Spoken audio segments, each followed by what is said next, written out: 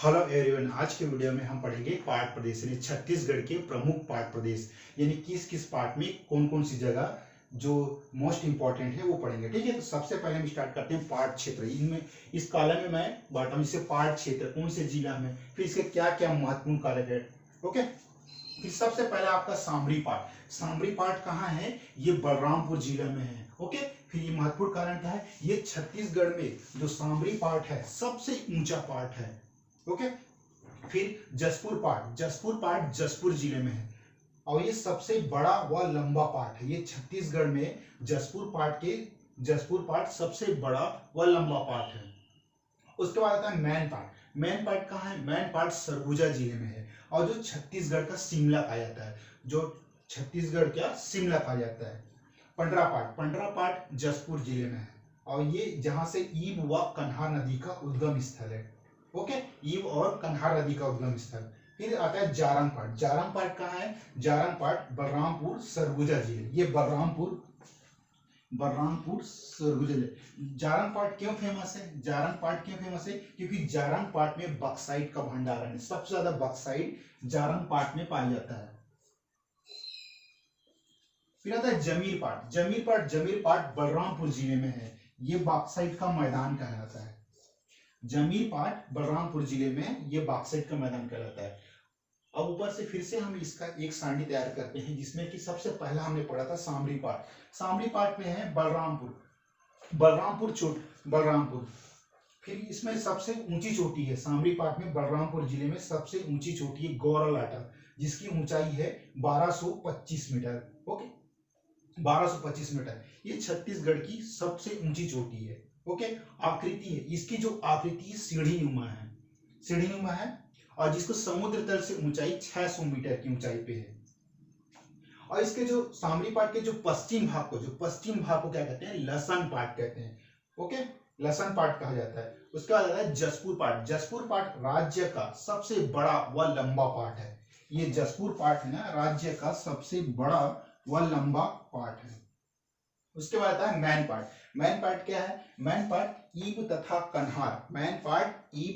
कन्हार नदी का उद्गम स्थल है। ओके, ये छत्तीसगढ़ का शिमला कहा जाता है और ये सरगुजा जिले में। ऊंचाई है 1152 मीटर और यहाँ से ना मैन पार्ट से ही ना मांड नदी का उद्गम स्थल होता है। और 1962 में तिब्बती शरणार्थियों को यहाँ बसाया गया था। ओके, यह पार्ट प्रदेश काफी ठंडा होता है, बहुत ही ज्यादा ठंडा होता है।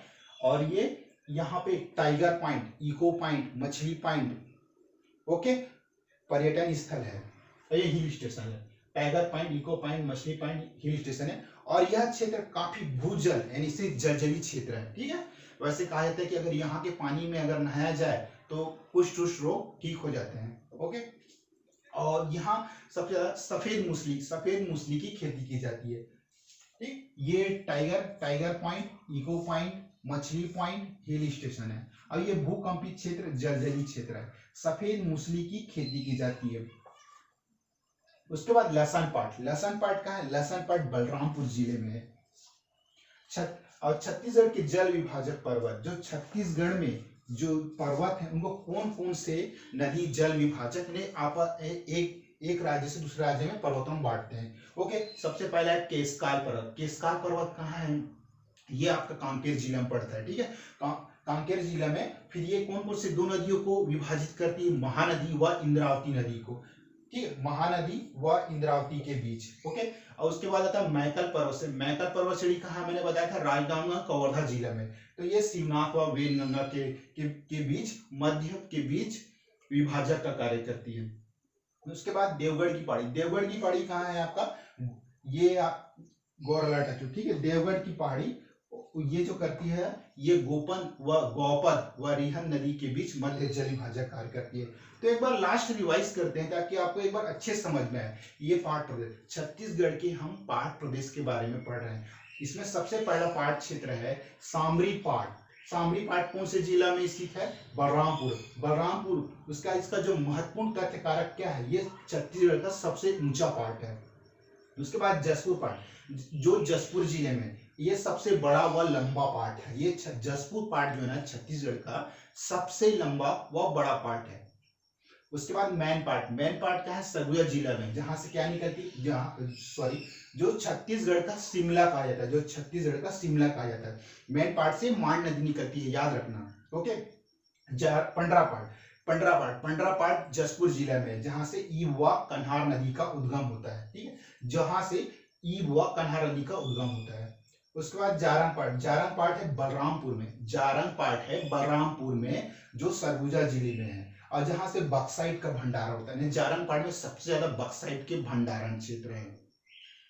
उसके बाद जमीर पार्ट बलरामपुर जिले में, ये बॉक्साइट का मैदान। जमीर पार्ट में छत्तीसगढ़ में, जो बलरामपुर जिले में, वहां सबसे ज्यादा बॉक्साइट, यानी जो पूरा बॉक्साइट का मैदान है, कह सकते हैं कि बॉक्साइट की बहुत बड़ा एरिया है जहां से बॉक्साइट को खनन किया जाता है। सामरी पार्ट बलरामपुर में है, जिसके यहाँ पे सबसे ऊंची चोटी, जो जसपुर पार्ट का इस पार्ट प्रदेश का सबसे ऊंची चोटी गौरलाट है, 1225 मीटर है। ओके। और छत्तीसगढ़ की जो सबसे ऊंची चोटी यही है, यानी कौन से जिले में पड़ती है, ये बलरामपुर। और गौरलाटा 1225 मीटर, छत्तीसगढ़ की सबसे ऊंची चोटी। आकृति है सीढ़ीनुमा, इसकी जो आकृति है सीढ़ीनुमा होती है, और समुद्र तल से इसकी ऊंचाई 600 मीटर है। और पश्चिम भाग, इसके जस्ट पश्चिम भाग में लहसन पार्ट है, लहसन पार्ट कहा जाता है, इसको लहसन पार्ट कहा जाता है। अब जसपुर पार्ट, ये राज्य का सबसे बड़ा व लंबा पार्ट है। ओके। उसके जसपुर पार्ट राज्य का सबसे बड़ा व लंबा पार्ट है। और जसपुर पार्ट से कौन सी दो नदियां निकलती है, ईब व कन्हार, ईब व कन्हार नदी का उद्गम स्थल है। छत्तीसगढ़ पीएससी में ये पूछती है कि कौन से पार्ट से क्या कौन सी नदी निकल रही है। ओके। मैन पार्ट छत्तीसगढ़ का शिमला कहा जाता है, और ये सरगुजा जिले में है, और जो ऊंचाई है 1152 मीटर है। और यहाँ से कौन सी नदी निकलती है, मांड नदी। और सन 1962 में तिब्बती शरणार्थी को लाकर यहाँ बसाया गया था। यहाँ प्रमुख पॉइंट है जो दर्शनीय थे, जो हिल स्टेशन कहलाते हैं, जैसे इको पॉइंट, टाइगर पॉइंट, मछली पॉइंट। ओके। और इस जो ये भूकंपित और ये जलजली क्षेत्र है, मतलब जहाँ जल एकदम ठंडा, एकदम बहुत थोड़ा गर्म ऐसा, उसको जलजली क्षेत्र बोलते हैं। और यहाँ सफेद मूसली की खेती की जाती है। और लहसन पार्ट बलरामपुर जिले में। और छत्तीसगढ़ की जो जल विभाजक पर्वत है, छत्तीसगढ़ में जो जल विभाजन है, कौन कौन से एरिया से जल का विभाजन होता है, किस किन पर्वतों के बीच में, तो सबसे पहले केसकाल पर्वत आपकी कांकेर जिला में है। तो महानदी व जो ये पर्वत है, जो केसकाल पर्वत है, वो महानदी व इंद्रावती के मध्य जल विभाजक का कार्य करता है।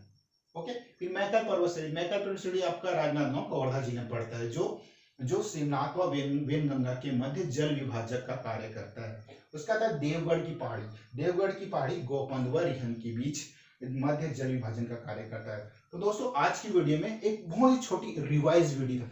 जब भी आप एग्जाम में जाने से पहले, या आप कहीं भी ट्रेवल कर रहे हैं, बस या कार, आप इस वीडियो को ओपन करके खोल के 2 मिनट रिवाइज करते, ज्यादा नहीं है। तो आज हम लास्ट में ये क्वेश्चन पूछ करूंगा मैं, तो आप ये देखते हैं ना, जो छत्तीसगढ़ पीएससी है ना, मैं लास्ट में हर एक क्वेश्चन कराऊंगा, जैसे अपनी वीडियो खत्म होने के बाद। ठीक है।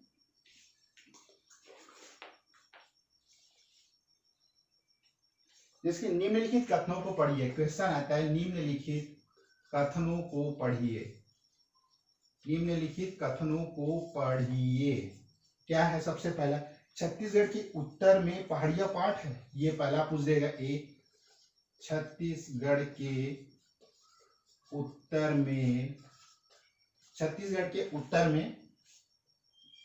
में पहाड़िया पाट है, पहाड़िया पार्ट है। ओके। अब बी स्टेटमेंट हो गया आपका, मध्य छत्तीसगढ़ एक मैदानी क्षेत्र है, मध्य छत्तीसगढ़ एक मैदानी क्षेत्र है। और सी स्टेटमेंट देखिएगा, दक्षिण छत्तीसगढ़ को इंद्रावती बेसिन कहा जाता है, इंद्रावती बेसिन कहा जाता है। बोला दक्षिण छत्तीसगढ़ को इंद्रावती बेसिन कहा जाता है। क्वेश्चन को देखिए सी, अब इसमें से आपको सही ऑप्शन चुनना है, सही उत्तर। पहला स्टेटमेंट आपका दे देगा ए बी सी सही है, ए बी सही है, ए एंड बी सही है, बी एवं सी, बी एंड सी सही है। अब फोर्थ स्टेटमेंट मिलेंगे ए एवं सी सही है, सही है, ठीक है। ओके, तो क्वेश्चन अटेम्प्ट करने का आपका तरीका, आपने स्टेटमेंट पढ़ा, निम्नलिखित को पढ़िए। छत्तीसगढ़ के उत्तर में पहाड़ियां पार्ट है, ठीक है। उसके बाद मध्य छत्तीसगढ़ एक मैदानी क्षेत्र है। ये बोल रहा है कि मध्य छत्तीसगढ़ एक मैदानी क्षेत्र। अब आपको पता है कि बी स्टेटमेंट सही है, तो आप देखिए इन स्टेटमेंट में बी कहां कहां नहीं है। देखिए लास्ट स्टेटमेंट में ए एंड सी से, इसमें बी नहीं है। और हमारा जो चौथा स्टेटमेंट तो यूं ही कर दिया। अब दक्षिण छत्तीसगढ़ को इंद्रावती बेसिन कहा जाता है। सोचिए सी स्टेटमेंट सोचिए आपको।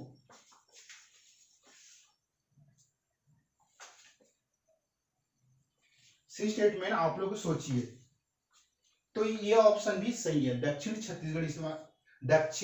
छत्तीसगढ़ को इंद्रावती बेसिन कहा जाता है। अब आप यहाँ पे आ जाएगी पहला स्टेटमेंट, छत्तीसगढ़ के उत्तर में पहाड़ियां। अभी जो हम पढ़ रहे हैं छत्तीसगढ़ के उत्तर में पहाड़ियां हैं, हाँ सही है। ये मतलब ये तीनों स्टेटमेंट सही हैं। तो ये आपका यहाँ का ए बी सी सही है।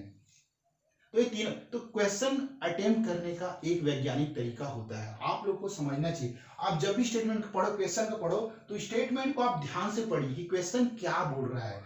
सारा खेल इसी क्वेश्चन का रहता है कि हमें कौन सा ऑप्शन एलिमिनेट करना है। अगर एबीसी है, वैसे छत्तीसगढ़ पीएससी 4 ऑप्शन देती है। अगर आपको पता है तो उसमें सही निशान लगे, अगर नहीं पता है तो उस क्वेश्चन को स्किप कर दीजिए। ओके, तो कई बार एग्जाम हॉल में हम बहुत स्टेज में आते हैं, अरे हम मुझे इतने क्वेश्चन अटेम्प्ट करना है, हड़बड़ी में हम किसी स्टेटमेंट को अच्छे से पढ़ नहीं पाते हैं। जैसे कि दक्षिण छत्तीसगढ़, अब आपको पता है कि दक्षिण छत्तीसगढ़ को इंद्रावती बेसिन कहा जाता है। ओके, क्योंकि आपको पता ही है कि दक्षिण में इंद्रावती नदी है। तो ये सी स्टेटमेंट आपने पढ़ा एकदम, अरे तो एकदम बिल्कुल सही स्टेटमेंट है, ठीक है। तो आपने देखा कि इसमें कौन से में सी नहीं है, ए एंड बी सही है इसमें, तो आप दूसरा स्टेटमेंट को एलिमिनेट कर सकते हैं। तो आपको तो सही स्टेटमेंट, तो आपने देखा कि ए बी सी, अरे तीनों सही है, तो तीनों में आप पहला लगाएंगे। ओके, अगर कोई क्वेरी हो, अगर कुछ क्वेश्चन में डाउट हो तो प्लीज कमेंट करें। ओके, आज की वीडियो में इतनी। ओके, थैंक यू दोस्तों।